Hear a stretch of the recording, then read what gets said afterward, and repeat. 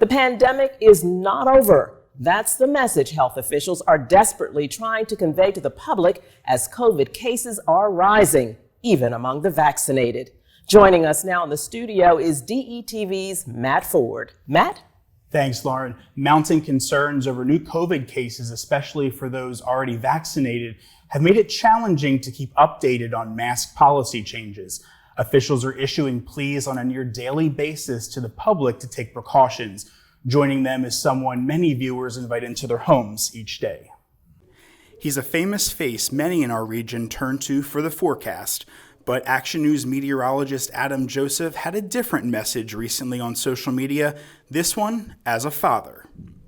Adam took to his Facebook and Instagram pages to reach his hundreds of thousands of followers to speak out and warn others about the coronavirus after his children and others close to him were recently infected with the virus. Our number one job as parents is to protect our children. And that's what we did, and that's what we continue to do.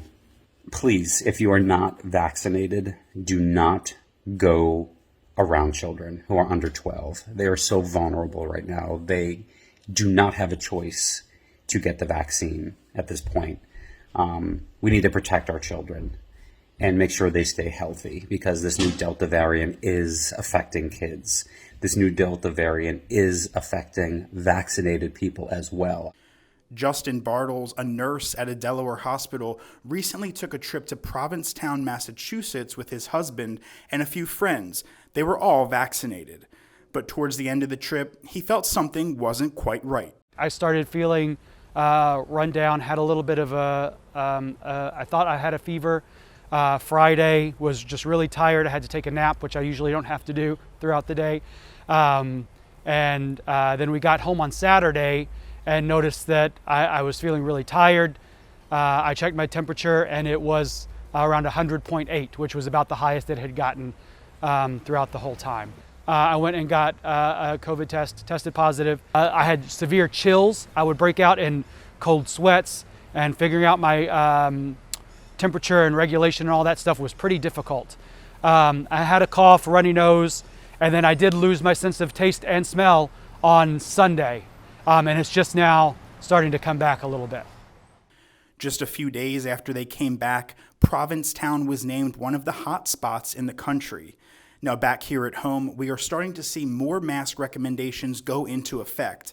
In the tri-state area, New Jersey falls into the substantial transmission category, while Delaware and Pennsylvania remain in the moderate COVID-19 transmission category. Health officials in Philadelphia last week said they are now strongly recommending everyone to wear masks in indoor public spaces, regardless of vaccination status. The guidance comes after the CDC reversed course Tuesday on some masking guidelines, recommending that even vaccinated people return to wearing masks indoors in parts of the U.S. where the coronavirus is surging. So there are a lot of concerns that with the variants, that we may have to reconsider wearing masks. Again, this is where I want to empower individuals to make that determination. Dr. Fauci did make a comment that may happen. I know other states are looking at universal masking again, but we want to empower individuals to make the best decision. So if you are around people who are more vulnerable to the virus, or you're around people are not vaccinated, you can protect them by wearing a mask. The Delta variant is highly contagious and has spread across the U.S. in recent months and is now the dominant strain, including here in Delaware. With the number of positive cases on the rise again, some are calling for more heavy-handed measures, such as employer mandates to ensure vaccination rates increase.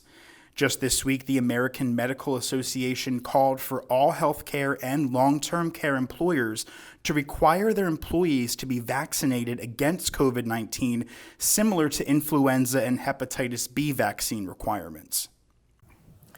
Adam Joseph is a former colleague of mine, and I wish him and his family well.